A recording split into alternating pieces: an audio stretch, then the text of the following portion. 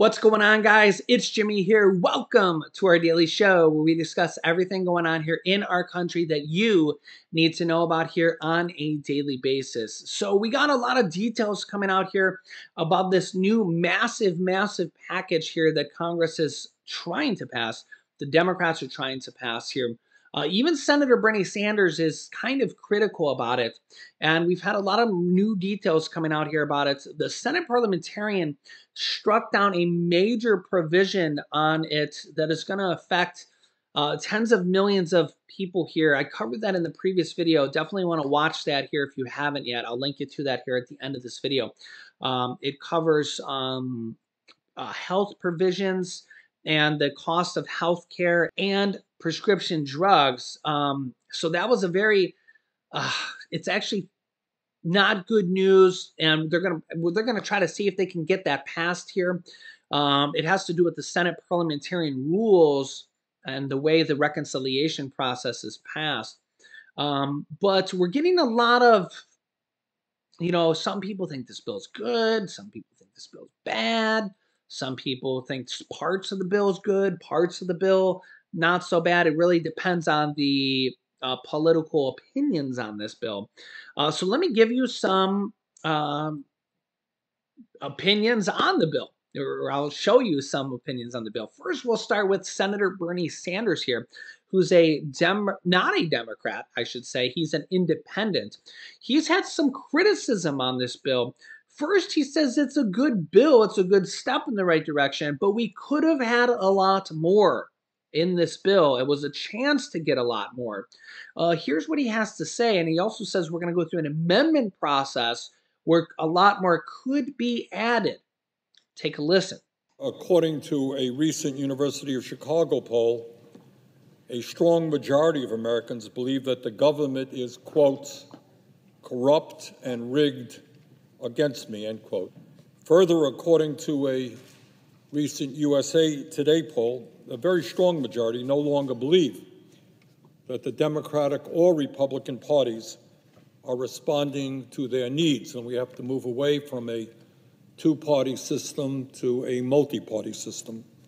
As we speak right now, while working families and the middle class are falling further and further behind economically, the billionaires in this country, through their super PACs, are doing everything that they can to elect members of Congress who will support the wealthy and powerful against the needs of average Americans in both parties. We don't talk about it much here in the Senate or in the corporate media, but at this moment in American history, we have more income and wealth inequality than at any time in the last 100 years. Now, I know we're not allowed to talk about it. It's not fashionable. We might offend some wealthy campaign contributors. Now, I have heard from some of my colleagues that the Build Back Better legislation passed by the U.S. House of Representatives and supported by some 48 out of 50 members of the Senate Democratic Caucus and by the President of the United States is dead, not going anywhere. Can't get the 50 votes that is needed. Now, I don't know if that is absolutely true or not, but I do know that if it is true, it would be a disaster for the working families of our country who today are desperately trying to survive economically. This is legislation which, at a time of massive profits for the pharmaceutical industry, and we pay by far the highest prices in the world for prescription drugs, takes some very modest steps to lower or control the price of medicine. This is legislation which has some good and important provisions pertaining to energy efficiency and sustainable energy, but at the same time provides massive giveaways to the fossil fuel industry whose emissions are destroying the planet.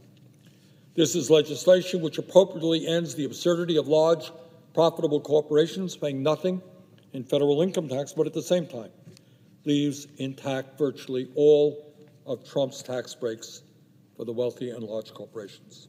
In my view, now is the time for every member of the Senate to study this bill thoroughly and to come up with amendments and suggestions as to how we can improve it. Yeah, so Senator Bernie Sanders says he vows to put everybody on the record here regarding a bunch of amendments, Republicans and Democrats here, during this vote-a-rama to show the American people who is willing to vote for what. And we'll see what happens here. Maybe I can get some footage of what is going to happen here going forward. And we will see. I will keep you up to date here. Meanwhile, here is the Republican point of view, and Republican Senator Lindsey Graham and what the Republicans are saying about this bill. Here is, and let me know your thoughts. Congressional Budget Office confirms the Democrats' so-called Inflation Reduction Act won't actually reduce inflation, and hundreds of economists agree. For more on this, let's bring in Senator Lindsey Graham. Good morning, Senator. Glad to have you on the program this morning. Good morning. You hear it's named the Inflation Reduction Act. Now you hear from the CBO it's not going to do much to reduce inflation. Yeah, well, the CBO says next year inflation will go up or down 0.1%, so that's not much of a reduction. This bill has tax increases on imported oil. The taxes in the bill will be passed on to consumers at the $75,000 or below level. The subsidies for Obamacare go to people who make $304,000 as a family of four. It is a bunch of BS that it will reduce inflation. It's about as accurate as saying the border's secure and the Taliban didn't know Zawahiri was in Kabul. This is a fraud. It's a lie. It's going to make every problem worse. You know, Senator, we just killed the #1 al-Qaeda guy, terrorist in Afghanistan. Yeah. And now there's conversation on the Hill about what happens at our southern border. Will they try to retaliate? Will more terrorists try to get through? Sure. And I know you wrote a letter to Secretary Mayorkas about this issue. What are your concerns, and did you hear back? Well, #1, my concern is that we have an invasion of illegal immigrants coming into the United States that compared to last year, we're up 150%. We're marching toward 3 million illegal entries into the country. The Border Patrol is tied up processing illegal immigrants, and it would be so easy for a bunch of al-Qaeda-type terrorists to get in that crowd, come through the border, and kill a bunch of us. So, yeah, we killed Zawahiri. That's a good thing. But he was in Kabul living in the house of the #2 of the Taliban government, which is a bad thing. So they're back at it. The Taliban are giving safe haven to al-Qaeda. They're coming here again, most likely through a broken border. And the Biden administration is not doing a damn thing about the border. I told Mayorkas it is not secure. Quit lying to the American people. And if you don't change your policies on visa overstays, catch and release and asylum, and go back to remain in Mexico, terrorists are going to exploit this broken border, and it's happening on your watch. It's just a matter of time till we get hit again from Afghanistan through a broken border if we don't change policy. Right. He doesn't care. So he flat out is lying, and he doesn't care, and the administration wants to ignore it. He is lying. Right, and there's no doubt about it. Okay, so just to give you guys some context here on this, so the Republican stance is that the taxes that the Democrats are using to pay for this bill and raising corporate taxes, well, raising is an interesting word here because you guys can let me know your thoughts around this. The corporate tax rate on corporations is 21%, okay? But through loopholes and write-offs and all sorts of things here, there's many corporations that end up paying 0% or 2% or 5%. I'll show you the famous headline. This is from a few years ago. Amazon paid no federal taxes on $11.2 billion in profits last year, okay? And from 2009 to 2018, so first of all, $11.2 billion in profits in 1 year, paid no federal taxes. Again, the corporate tax rate is supposed to be 21%. It was 35% back in 2017 when the Republicans and former President Donald Trump, through the reconciliation process, all the Republicans lowered it from 35% to 21% through the reconciliation process. Not a single Democrat voted for it. All the Republicans voted for it, and not a single Democrat. They lowered it from 35% down to 21%. And the problem is that large corporations that make billions of dollars end up paying no taxes at all on federal taxes. From 2009 to 2018, Amazon paid an effective federal tax rate of 3% only on profits totaling $26.5 billion. So the question here is that should corporations be allowed to pay a lower tax percentage rate than you and I? That's the question here. So that's the Republican stance here, is that they're saying that this tax increase, because all they're doing is closing a loophole and saying that any corporation that makes over $1 billion has to pay a minimum tax of 15%. It does not apply to corporations that make less than $1 billion for the 15% 15% minimum corporate tax. If they make more than $1 billion and they don't pay 15% at least, because remember the corporate tax rate is 21%, then they're going to have to pay 15%.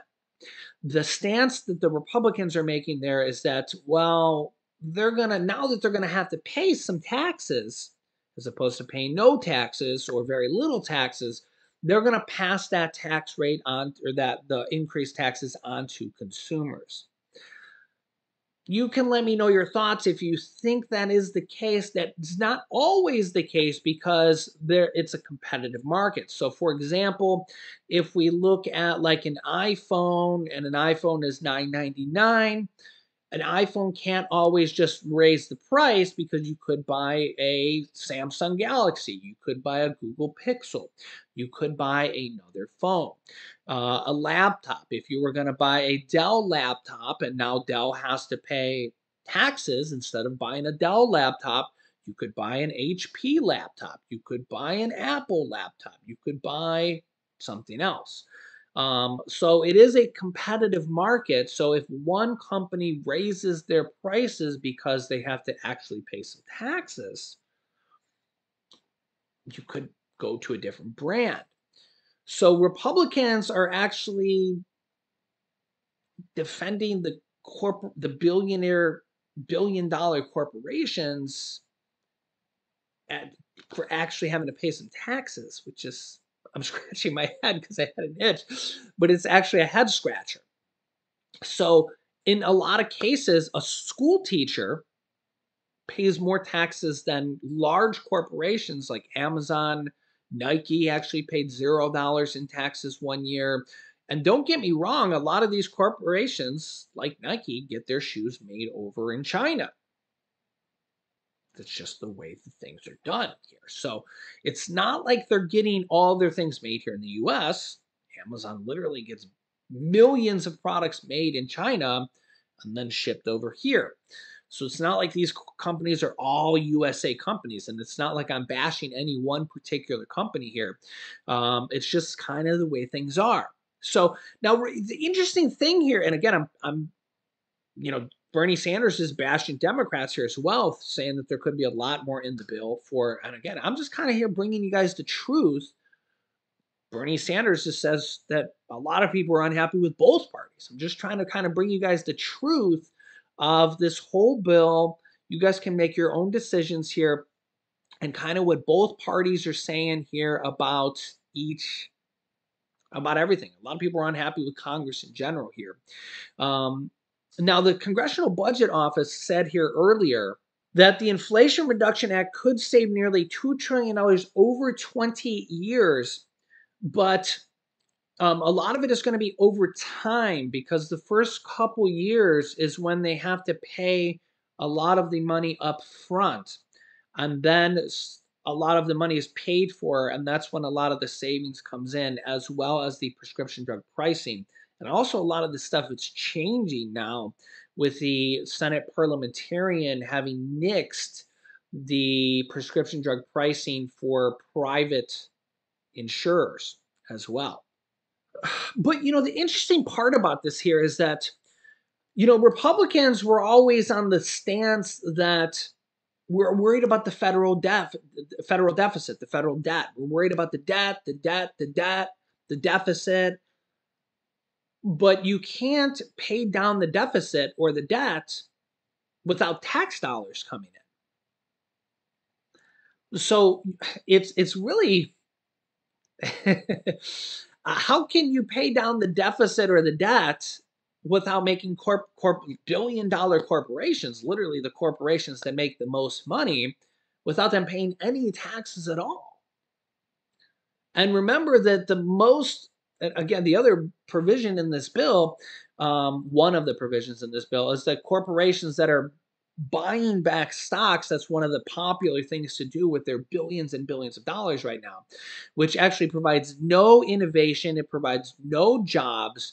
A lot of corporations right now, they're spending billions of dollars to buy back their stock. All it really does is provide value to shareholders. It doesn't provide any jobs. It doesn't provide innovation. It doesn't provide ingenuity to Americans. It doesn't help out communities. All it does is raise their stock price and reduce the amount of shares there. We would provide a 1% tax to stock buybacks. I think it's actually a really good thing here.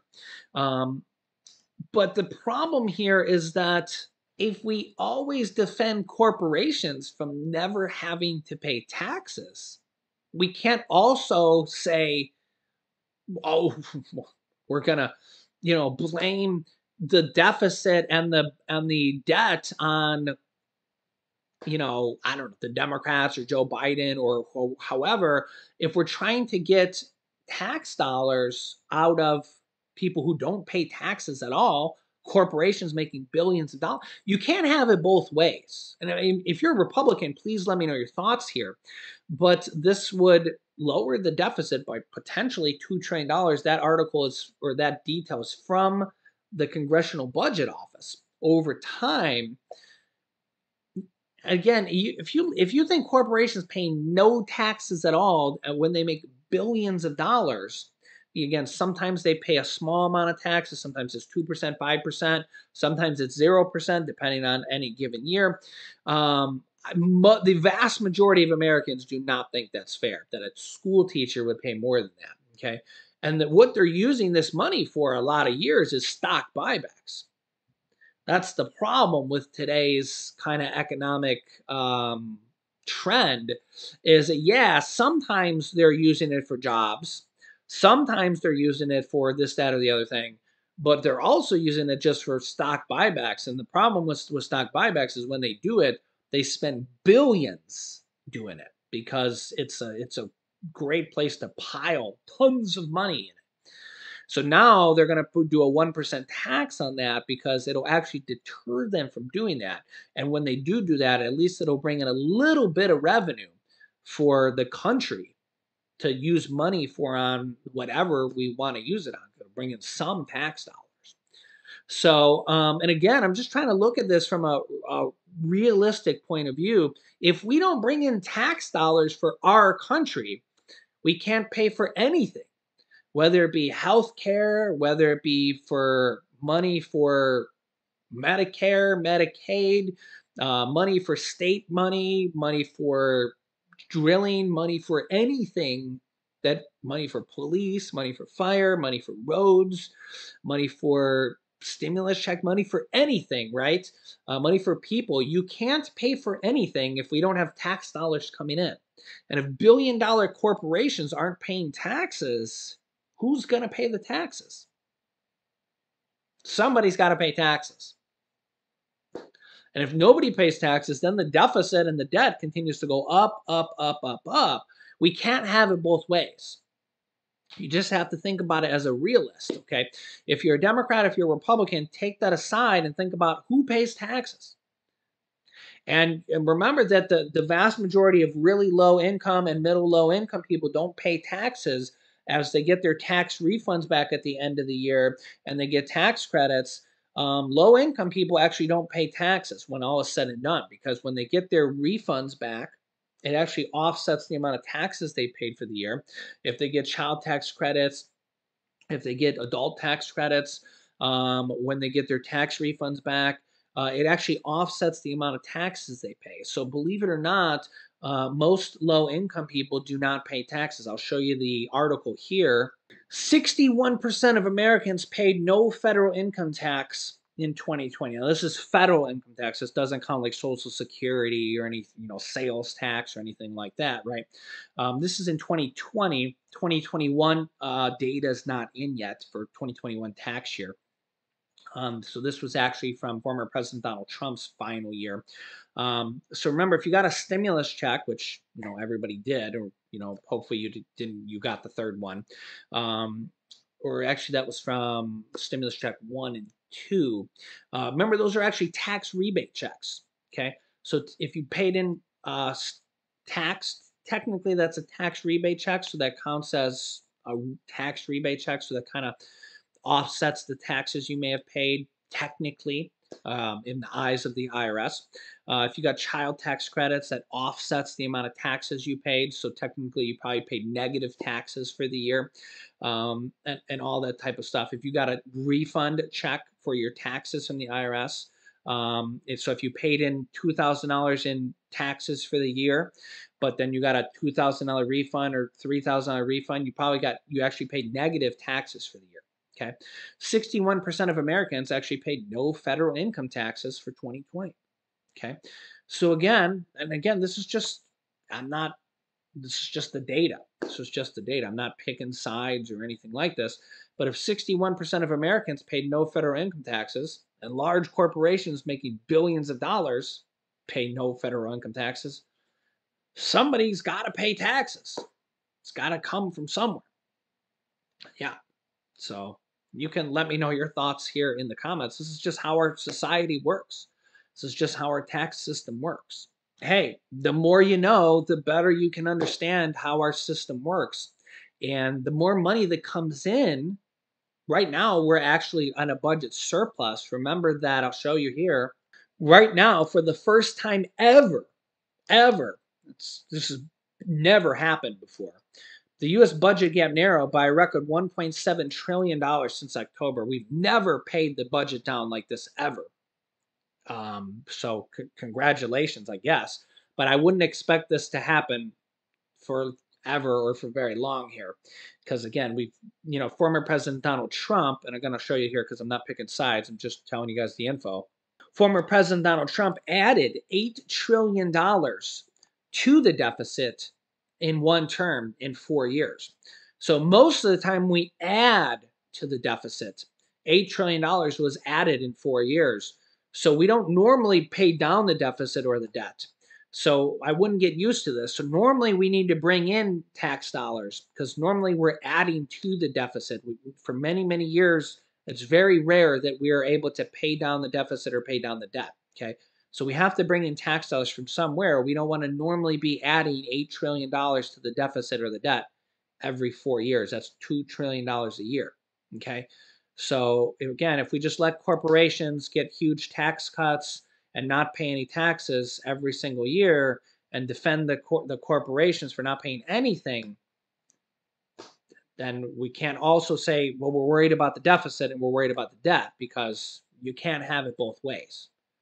Can't have it both ways. Let me know your thoughts in the comments. I will keep you up to date here with everything going on here in our country on a daily basis. Make sure to click the subscribe button down below. It's completely free to do so. New videos come out here every day at 10 a.m., 3 p.m., and 8 p.m. Eastern Standard Time. Also, make sure to click the bell icon down below so you don't miss out on new videos here coming out here on a daily basis. You can click here to watch my newest video next, and you can also click here to see over 20 different states that are sending out cash payments to their residents. So click on one of those videos next. Thanks for watching, guys, and I'll see you in the next video.